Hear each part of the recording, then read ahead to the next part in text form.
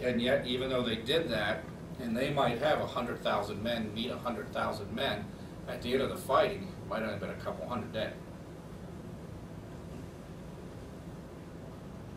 7,500 dead in one battle. I read once that 2 German generals came over to watch our Civil War. Because back then, that's how you studied war. If you were a general, you went to where a war was being fought and watched to see what the winners did right and the losers did wrong. And they went back home and told the Emperor of Germany at the time, whatever you do, don't ever allow the Americans to get involved in one of our wars. Those people are insane.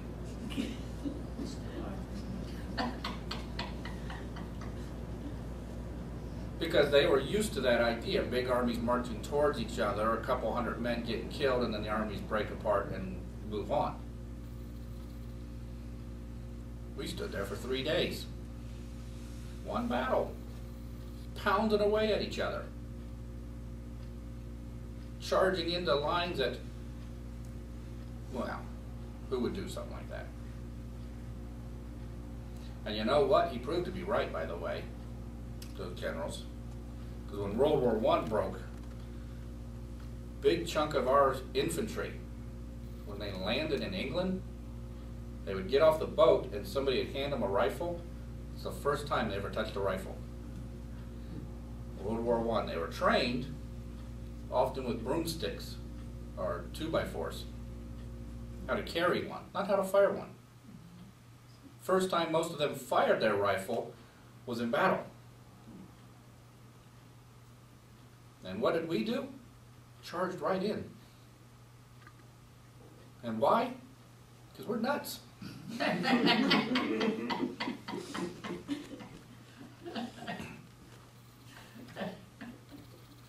Because interestingly enough, quite a few officers, when word of that comment leaked back to America, were proud of it.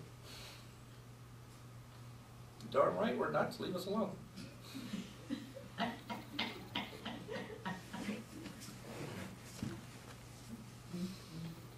Well, they fought and they fought and they fought, and the war itself would go on for another 2 years after that. More dead in one day than most European battles would see in European wars would see in 10 years. And we went on for 2 more years, and it got bloodier.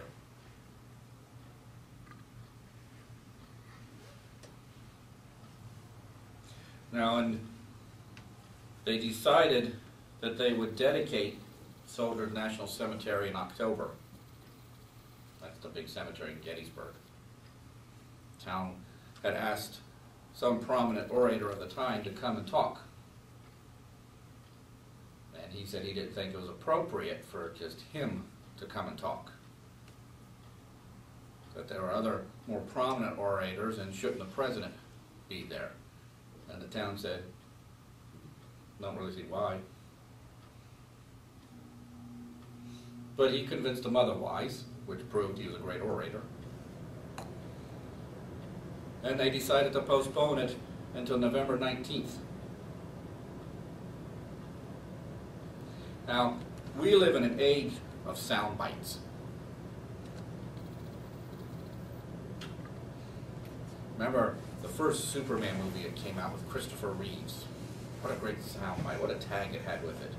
You will believe a man can fly.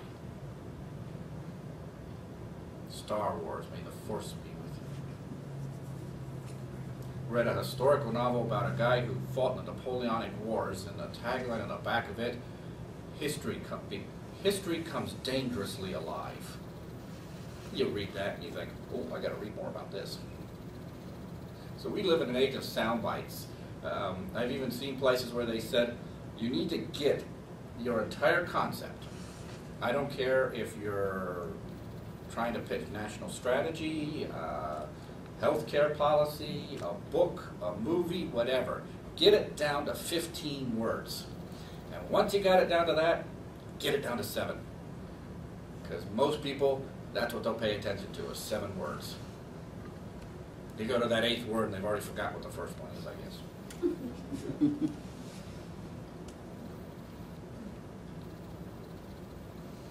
That's the era we live in. But then again, we've got TV and iPods and cell phones and movies and video games and tons of things for entertainment purposes. We've got a busy schedule and no time for everything. We even complain that minute rice takes 5 minutes to cook. It's a lie, the box says minute rice. But back in 1863, anybody getting up to give a speech was expected to go at least an hour. That was a sign of brilliance, that you could keep a crowd interested for at least an hour. Some of those talks went on for 2 hours. Political rallies could go on all day long and maybe have 3 speakers. That's what people wanted. That's what people expected. That's what people looked forward to. So on that November 19th, first speaker got up and talked and talked and talked. I believe it was close to 2 hours he spoke.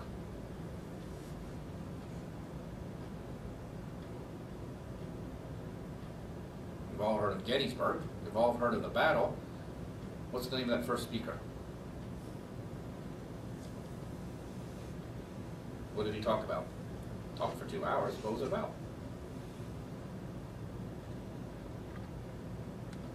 Who gave the Gettysburg Address? Lincoln. It was 248 words long. And when it was over, the crowd didn't know what to do. He just gave his short little talk and sat down. They all were settled in for at least a 2-hour talk. The next speaker was surprised, had to jump up. The following day, newspapers talked about what a lousy speech it was, and we don't even know why the president was invited.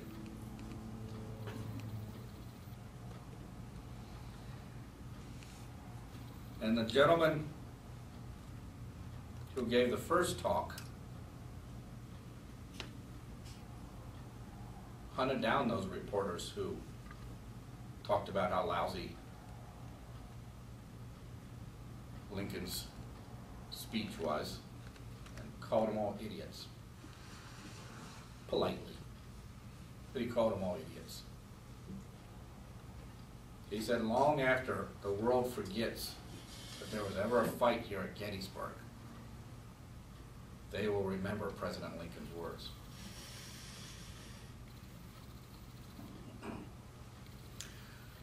Fourscore and 7 years ago, our fathers brought forth on this continent a new nation, conceived in liberty, and dedicated to the proposition that all men are created equal.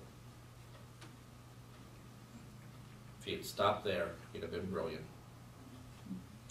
Now we are engaged in a great civil war, testing whether that nation, or any nation so conceived and so dedicated, can long endure.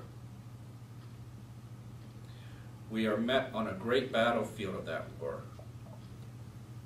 We have come to dedicate a portion of that field as a final resting place for those who here gave their lives that their nation might live.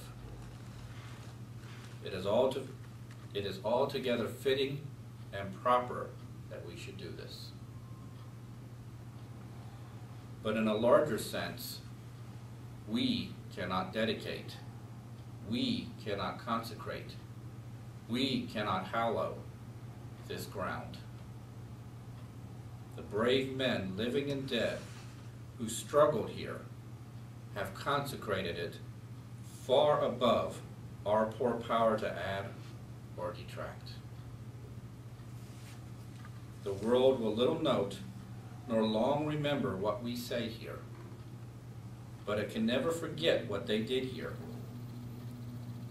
It is for us, the living, rather, to be dedicated here to the unfinished work which they who fought here have thus far so nobly advanced. It is rather for us to be here dedicated to the great task remaining before us, the last full measure of devotion. Sorry, I skipped a line. It is rather for us to be here dedicated to the great task remaining before us, that from these honored dead we take increased devotion to that cause for which they gave their last full measure of devotion. That we here highly resolve that these dead shall not have died in vain. That this nation, under God, shall have a new birth of freedom, and that government of the people, by the people, for the people, shall not perish from the earth.